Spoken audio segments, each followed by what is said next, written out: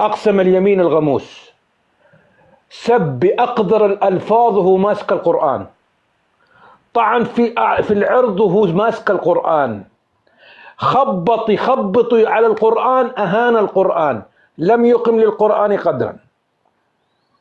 تمام؟ استخف بالقرآن وأقسم اليمين الغموس على هذا الكلام. نعيد هذا الكلام ورايح نسمعكم المكالمة كاملة. انت ما قلت قبل شوية يا الكاولي يا حسين الباز، وانت ما انت من الباز، بس نقول حسب شهرتك يعني اسمك المستعار الباز، مو مشكلة.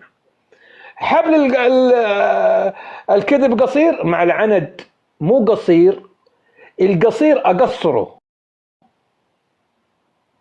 حتى يصير ذرة.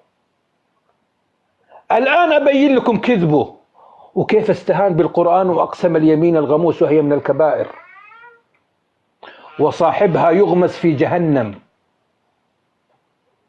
هذا من أجل المال، من أجل الدعم.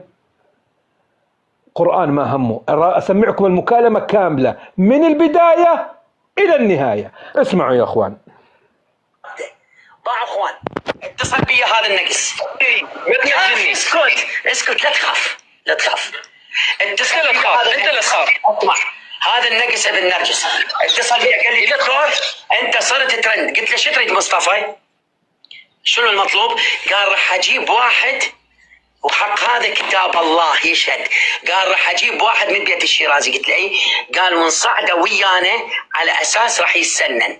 اسمع اخوان، اجابتي اليه اللهم مكالمة مسجلة، ليش اللهم اشهد اللهم اشهد اللهم اشهد، هاي 3 مرات اللهم اشهد، والخامسة لعنة الله علي اذا كنت من الكاذبين.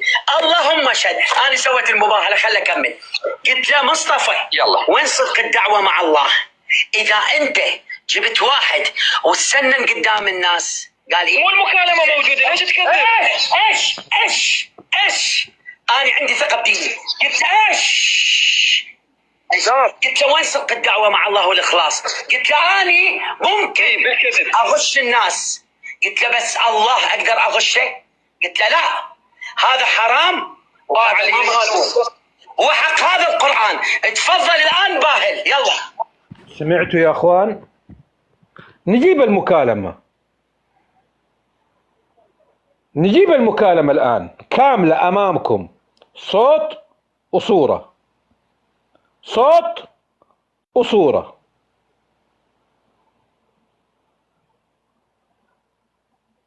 ثواني، حشغل لكم إياها من البداية إلى النهاية. تابعوا عداد المكالمة، الثواني والدقائق، عشان لا يقولوا والله ايش مركب. وحتشوفوا انه هو في البث، ومصطفى بيكلموا على التليجرام. مصطفى قال له بدي اجيب لك واحد من بيت الشيرازية على اساس ان نحن نسوي هالة اعلامية وما اعرف شنو هذا، وانك مؤثر وما ادري شنو هذا. شوفوا رده هو ايش قال في المباهلة. ها ايش قال في المباهلة وفي اليمين الغموس؟ قال اين الصدق مع الله؟ كيف اغش الناس؟ شوفوا الآن مكالمة بالكامل، وراح أكبر لكم تعداد الثواني حتى تعرفوا أن المكالمة كاملة. أنا لا تلعب اللعب هذا والعدد موجود في البرنامج، مع أن أنا بعيد عن البرنامج، لكن لا تلعب. أنا أفضحك، أفضح كذبك، أثبت أنك دجال. يلا يا أخوان، بسم الله.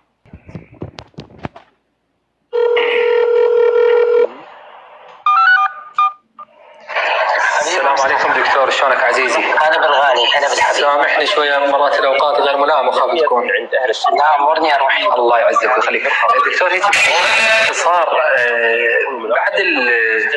بعد ذاك اليوم الاسئله اللي انطرحت وكذا، اكو فقره يعني اكو ما ادري قاعده فقهيه تقول الغايه لا تبرر الوسيله. نقدر نقول الغايه تبرر الوسيله اعلاميا بعد ما ذكرت عباره انه سندخل الى حوزاتكم وسنباشر في حوزاتكم وسنبث من داخل حوزاتكم، من سالنا انه على وضع الشيعه ومحاورهم نقدر نرتب هسه ترتيب الان. يعني انت اعلاميا دكتور صاير ترند بالردود على هذا حشاك الزباله علاء ووعد وهذا ميثم مدري منه، فصار الترند عندهم صايره فضل بحيث ان البث مال علاء انه كله تعال ناظر دكتور الباز بيت الدكتور انت شجاع كذا. فدكتور يحتاج ضربه اعلاميه، يعني شويه صح المقدمه مالته قد تكون بها اشكال، فانت بحاجه لضربه اعلاميه. نقدر نهيئ شخص يدعي من بيت الشيرازي ونصعده بالبث كامل حقيقه. فاحنا لما ارتب يعني الموضوع بيناتنا يكون فقط انه اهيئ شخص يدعي انه حفيد الشيرازي في ثلاثه اللي دول موجودين هنا بكربلاء، ويعلن انه انا ابائنا هيجي وانا اعلن داخل بيوتنا داخل الحوزه مالتنا مال كربلاء مال الشيرازيه. هذا البث سوى زلزال. صحيح يعني هو صحيح ولا المخلوق؟ لا يعني هو مو صحيح. اعلاميا لازم احنا نديره هيك. الله يرفعك. تكون في اضافه ان شاء الله لطيفه وانا بحط لك الاسئله. بس لا تطلب من احد الصعود راسلني الي. نعم هو بالاعلام راح ادخل انا بيني وبينك. ماشي يعني راسلني على هذا التليفون. لحظة يا اخوان، سمعتوا؟ قال له توكل على الله، يعني استمر في المشروع. يجيب له واحد شيرازي على اساس انه يتسنن وهو سني، ما هو شيعي. ترى اللي بده يجيبه مصطفى لما عرف انه الرجل هذا كذاب، وخصوصا في الهدايات راح نبين لكم، راح نعيد لكم المقطع. انتبهوا للثواني، يقول انه مقصوص ابدا. انتبهوا للثواني، لا تلعب معنا. ترى انت اغبى واحد. لا تفكر نفسك انك ذكي يا الكاولي يا حسين الباز. ترى انت اغبى واحد في البرنامج، اقسم بالله انك اغبى واحد. لكن ربنا وقعك مع حمير يستمعوا لك، حمير. اسمعوا يا اخوان، اسمعوا المكالمة واسمعوا اليمين اللي اقسمها واهان القرآن واستخف وتحدى الله سبحانه وتعالى بكتاب الله. يتحدى الله بكتاب الله. شوفوا الكلب هذا كيف.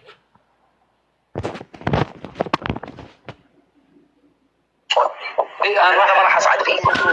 شلون؟ هذا التليفون ما راح اسعد فيه. تمام. هذه المقدمه مالته قد تكون بها اشكال، فانت بحاجه لضربه اعلاميه.